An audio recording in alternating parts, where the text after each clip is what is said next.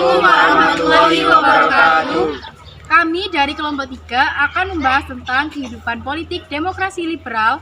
Namun sebelum itu, perkenalkan saya Najwa Salsabila Hakim, absen 21. Saya Adam Syarifani Muhammad, nomor absen 1. Saya Inayatul Ainia, absen 11.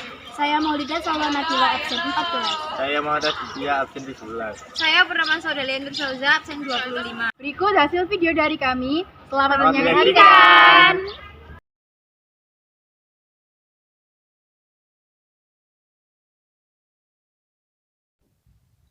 Demokrasi liberal adalah sistem pemerintahan yang menganut kebebasan individu. Di Indonesia pada tanggal 17 Agustus 1950, RIS diubah menjadi NKRI dengan menganut sistem parlementer atau liberal. Masa demokrasi liberal di Indonesia berlangsung kurang lebih selama 9 tahun, yakni sejak tanggal 17 Agustus 1950 sampai tanggal 5 Juli 1959. Masa demokrasi liberal di Indonesia ditandai dengan yang pertama, Indonesia menggunakan hukum dasar UUD sementara 1950 karena Badan Konstituante masih merumuskan UUD yang baru. Yang kedua, menggunakan sistem pemerintahan parlementer. Yang ketiga, kepala pemerintahan dipimpin oleh Perdana Menteri, yang mana presiden hanya sebagai kepala negara. Yang keempat, Kabinet dipimpin oleh Perdana Menteri yang bertanggung jawab kepada parlemen. Yang kelima, sistem kepartaiannya multipartai atau menggunakan banyak partai. Dan yang terakhir, lamanya masa jabatan kabinet tidak diatur. Pada masa demokrasi liberal, keadaan politik di Indonesia tergolong tidak stabil. Alasannya, yang pertama, para kabinet silih berganti. Kedua, para kabinet hanya mementingkan partai politik sendiri. Ketiga, munculnya golongan oposisi. Yang keempat, munculnya kelompok separatisme. Yang kelima, pemerintahan yang sentralistik. Dan yang terakhir, konstituante gagal membuat UUD yang baru. Sejak diterapkannya sistem pemerintahan tersebut, terdapat 7 kali pergantian kabinet di bawah pimpinan Perdana Menteri. Di antaranya, Kabinet Nasir merupakan kabinet pertama sejak pembubaran Republik Indonesia Serikat. Kabinet ini dipimpin oleh seorang Perdana Menteri bernama Muhammad Nasir yang berasal dari Partai Masyumi, yang mana kabinet ini hanya bertahan kurang lebih selama 6 bulan saja, yakni sejak 7 September 1950 sampai 21 Maret 1951. Kabinet Nasir memiliki partai pendukung utama, yakni Masyumi dan PSI. Kemudian Kabinet Nasir memiliki beberapa program kerja, di antaranya adalah yang pertama, menggiatkan usaha keamanan dan ketentraman. Kedua, mencapai konsolidasi dan menyempurnakan susunan pemerintah. Yang ketiga, menyempurnakan organisasi angkatan perang. Yang keempat, mengembangkan dan memperkuat ekonomi rakyat. Dan yang terakhir, memperjuangkan penyelesaian masalah Irian Barat. Meskipun hanya bertahan sekitar 6 bulan saja, dari program kerjanya tersebut, Kabinet Nasir mempunyai sejumlah prestasi. Yang pertama, Indonesia berhasil masuk menjadi anggota PBB. Yang kedua, di bidang ekonomi ada Sumitra Plan yang mengubah ekonomi kolonial ke ekonomi nasional. Yang ketiga, menetapkan prinsip bebas aktif dalam kebijakan politik luar negeri Indonesia. Dan yang terakhir, berlangsung perundingan antara Indonesia-Belanda untuk pertama kalinya mengenai Irian Barat. Pada tanggal 21 Maret 1951, Kabinet Nasir mengembalikan mandatnya kepada Presiden Soekarno. Hal ini menandai bahwa masa jabatan Kabinet Nasir telah berakhir. Ada beberapa alasan yang menyebabkan jatuhnya Kabinet Nasir. Di antaranya adalah terjadi banyak pemberontakan di Indonesia pada masa jabatan kabinet tersebut, mulai dari pemberontakan DITII, Gerakan Andi Aziz, Gerakan APRA, dan Gerakan RMS. Kemudian adanya mosi tidak percaya Hadi Kusumo dari PNI menyangkut pencabutan peraturan pemerintah mengenai DPRD dan DPRDS. PNI menganggap peraturan pemerintah nomor 39 tahun 1950 mengenai DPRD terlalu menguntungkan Masyumi. Dan upaya memperjuangkan masalah Irian Barat dengan Belanda mengalami jalan buntu atau kegagalan.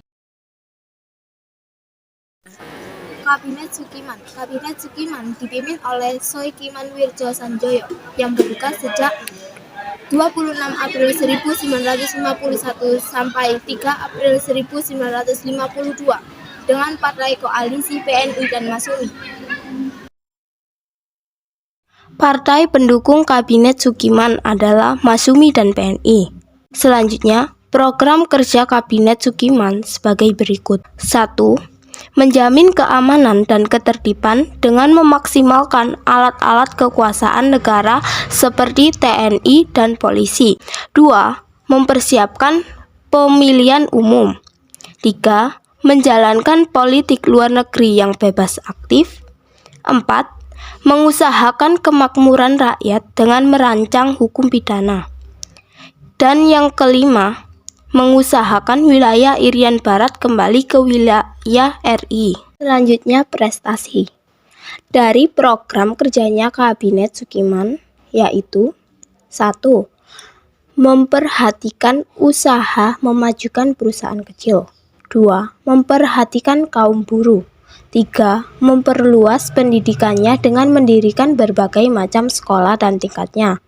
Dan yang keempat, melanjutkan program kerja Kabinet Nazir. Tanggal 3 April 1952, Kabinet Sukiman mengembalikan mandatnya kepada Presiden Soekarno. Penyebab jatuhnya Kabinet Sukiman adalah yang pertama, terjadinya pertukaran nota antara Menteri Luar Negeri Soebarjo dengan Duta Besar Amerika Serikat Merle Cochrane mengenai bantuan ekonomi dan militer berdasarkan Ikatan MSA atau Undang-Undang Kerjasama Keamanan. Yang kedua, Kabinet Sukiman dituduh telah dimasukkan Indonesia ke dalam blok Barat. Kabinet Wilopo dipimpin oleh Wilopo yang bertugas sejak 3 April 1952 sampai 2 Juni 1953 dengan Partai Koalisi PNI dan Masyumi. Partai pendukung Kabinet Wilopo adalah Masyumi dan PNI. Selanjutnya, program kerja Kabinet Wilopo dibagi menjadi dua, yaitu program kerja dalam negeri dan program kerja luar negeri. Yang pertama, program dalam negeri. 1. Menyelenggarakan pemilihan umum untuk memilih Dewan Konstituante, DPR, dan DPRD. 2. Meningkatkan kemakmuran rakyat. 3. Meningkatkan pendidikan rakyat. 4. Pemulihan stabilitas keamanan negara. Nah, yang kedua, program luar negeri. Yang pertama, penyelesaian masalah hubungan Indonesia-Belanda. 2. Pengembalian Irian Barat ke pangkuan Indonesia. 3. Menjalankan politik luar negeri yang bebas aktif. Dari program kerja Kabinet Wilopo tersebut adalah 1. Melakukan pemilu pertama di Indonesia, memperketat impor. 2. Memperkenalkan konsep balanced budget. 3. Rasionalisasi angkatan bersenjata melalui modernisasi dan pengurangan personil. 4. Menekan pengeluaran pemerintah. Pada tanggal 2 Juni 1953, Kabinet Wilopo mengembalikan mandatnya kepada Presiden Soekarno. Penyebab jatuhnya Kabinet Wilopo adalah dianggap bersalah terhadap penyelesaian persoalan tanah perkebunan di Sumatera Utara, peristiwa Tanjung Morawa, terkait dengan pembebasan tanah milik DPV. Kabinet Ali Sastro Amijoyo I sering juga disebut sebagai Kabinet Ali Sastro Amijoyo Wongsonegoro. Zainul Arifin adalah kabinet keempat setelah pembubaran Republik Indonesia Serikat yang memerintah sejak tanggal 31 Juli 1953 sampai dengan 24 Juli 1955. Dipimpin oleh Perdana Menteri Ali Sastrovijaya yang berasal dari Partai Nasional Indonesia. Partai pendukung Kabinet Ali Sastro Amijoyo I adalah 1. Nahdlatul Ulama, 2. Partai Nasional Indonesia, 3. Partai Indonesia Raya. Program kerja yang dimiliki Kabinet Ali Sastro Amijoyo I diantaranya 1. Meningkatkan keamanan dan kemakmuran, 2. Menyelenggarakan pemilihan umum dengan segera, 3. Membebaskan Irian Barat secepatnya, 4. Melaksanakan politik bebas aktif. 5. Meninjau kembali persetujuan koeferensi meja bundar. 6. Menyelesaikan pertikaian politik. Dari program kerjanya tersebut, Kabinet Ali Sastro Amijoyo I memiliki sejumlah prestasi, di antaranya 1. Diselenggarakannya pemilu pertama. 2. Berhasil menghancurkan masalah rasial. 3. Berhasil ditumbasnya gerakan separatis. 4. Diselenggarakannya koeferensi Asia-Afrika. 5. Dicanangkannya pelaksanaan politik luar negeri bebas aktif. Tanggal 24 Juli 1955, Kabinet Ali Sastro Amijoyo I mengembalikan mandatnya kepada Presiden Soekarno. Penyebab jatuhnya Kabinet Ali Sastro Amijoyo I adalah 1. Konflik antara PNI dan NU menyebabkan NU menarik dukungan dan menterinya dari kabinet. 2. Terjadi masalah keamanan akibat pemberontakan DITII di Jawa Barat, Sulawesi Selatan, dan Aceh. 3. Terjadi konflik internal antara kabinet dengan TNI AD soal pimpinan TNI AD menolak pimpinan baru yang diangkat oleh Menteri Pertahanan tanpa menghiraukan norma-norma yang berlaku dalam lingkungan TNI AD. 4. Maraknya korupsi dan inflasi menyebabkan kondisi ekonomi memburuk. Kabinet Burhanuddin Harahap merupakan kabinet koalisi yang terdiri dari beberapa partai dan hampir mencakup kabinet nasional, karena partai yang tergabung di dalamnya sampai 13 partai. Kabinet Burhanuddin Harahap juga disebut sebagai kabinet nasional karena jumlah partai yang tergabung pada kabinet ini dipegang oleh 13 partai yang didominasi oleh Partai Maisumi, Majelis Syuro Muslimin Indonesia, Partai Indonesia Raya, Partai Syarikat Islam Indonesia, Demokrat, Nahdlatul Ulama, Partai Sosialis Indonesia, Partai Katolik Republik Indonesia, Partai Buruh, Partai Rakyat Nasional, Partai Republik Indonesia Raya, Partai Rakyat Indonesia, Partai Kristen Indonesia, Independen. Program kerja Burhanuddin Harahap. 1. Mengembalikan kewibawaan moral pemerintah, contohnya kepercayaan angkatan darat dan masyarakat kepada pemerintah. 2. Melaksanakan pemilihan umum menurut rencana yang sudah ditetapkan dan menyegerakan terbentuknya parlemen yang baru. 3. Menyelesaikan perundang-undangan desentralisasi sedapat-dapatnya dalam tahun 1955 ini juga. 4. Menghilangkan faktor-faktor yang menimbulkan inflasi. 5. Memberantas korupsi. 6. Meneruskan perjuangan mengembalikan Irian Barat ke dalam wilayah Republik Indonesia. 7. Memperkembangkan politik kerjasama Asia Afrika berdasarkan politik bebas dan aktif menuju perdamaian. Prestasi Kabinet Burhanuddin Harahap. 1. Pemilu 1955 merupakan pemilu pertama di Indonesia yang diselenggarakan pada 29 September 1955 untuk memilih anggota DPR. 2. 15 Desember 1955 untuk memilih anggota Dewan Konstituante dengan hasil pemenang pemilu PNI, Maisumi, NU, dan PKI. 3. Diangkatnya kembali Kolonel Nasution sebagai KSAD. 4. Berhasil membubarkan Uni Indonesia Belanda karena Belanda menolak persetujuan finansial ekonomi yang diajukan Indonesia. Penyebab jatuhnya Kabinet Burhanuddin Harahap. Tanggal 3 Maret 1956, Kabinet Burhanuddin Harahap mengembalikan mandatnya kepada Presiden Soekarno. Penyebab jatuhnya Kabinet Burhanuddin Harahap adalah 1. Karena tugasnya dianggap sudah selesai dengan terselenggaranya pemilihan umum tahun 1955. Kabinet Ali Sastro Amijoyo II. Kabinet Ali Sastro Amijoyo II sering pula disebut dengan Kabinet Ali Rom-Idham, yang bertugas pada periode 20 Maret 1956 sampai 14 Maret 1957, yang didampingi oleh Muhammad Roem dan Idham Khalid sebagai wakilnya. Kabinet Ali diserahi mandat pada tanggal 20 Maret 1956, yang merupakan koalisi antara PNI, Masyumi, dan NU. Pada tanggal 14 Maret 1957, Kabinet Ali menyerahkan kembali mandatnya kepada Presiden. Kabinet Ali Sastro Amijaya II memiliki beberapa program kerja seperti penjabaran di bawah ini.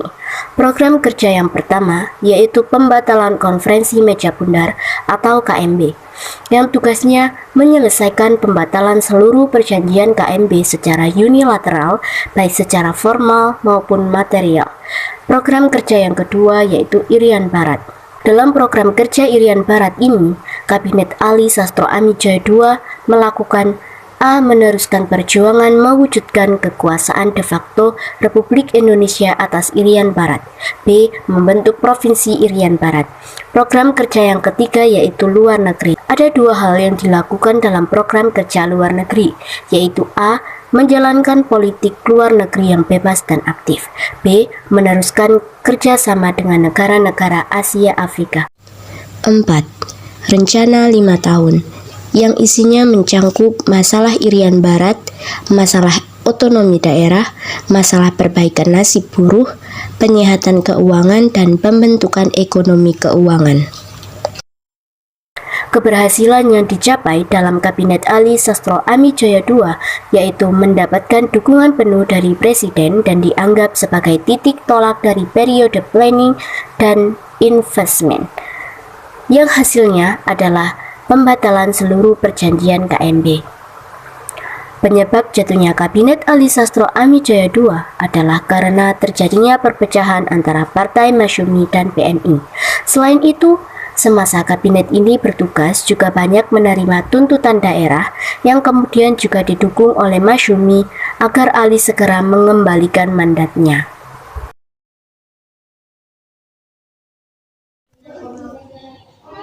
Sebelum memilih kabinet pengganti kabinet asli Sastrimijaya II, Presiden Soekarno berpidato yang isinya menyuarakan bahwa ternyata demokrasi liberal ini sangat tidak cocok diterapkan di Indonesia.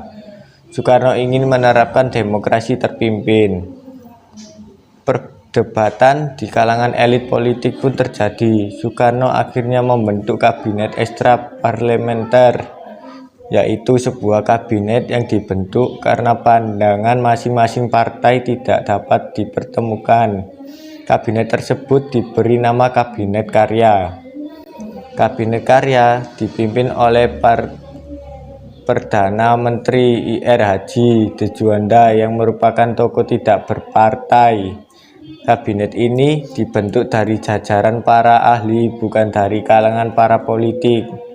Pada masa Kabinet Dejuanda, program kerjanya dikenal dengan panca karya, diantaranya 1.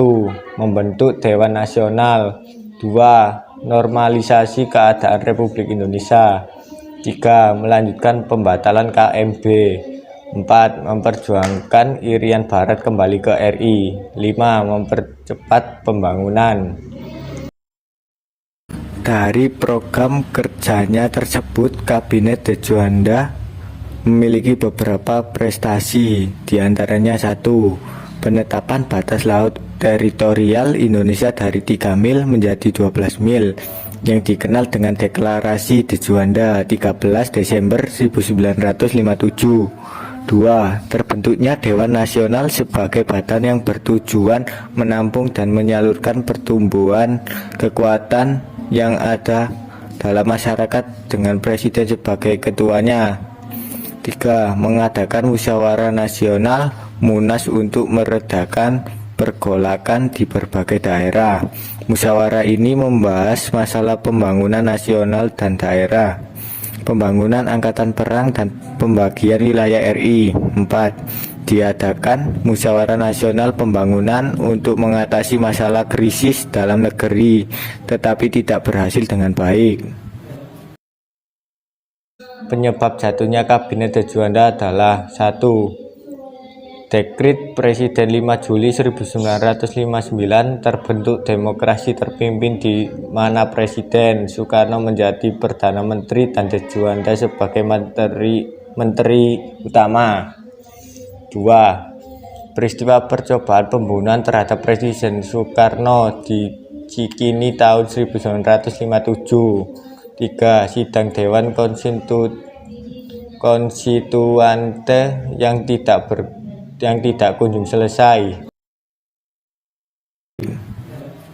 Sebelum masa kabinet Juanda dimulai, Soekarno telah mengadakan sidang Dewan Konstituante tahun 1956 dengan tujuan menghasilkan UUD yang baru. Namun sampai tahun 1959, Dewan Konstituante masih belum menghasilkan UUD yang baru.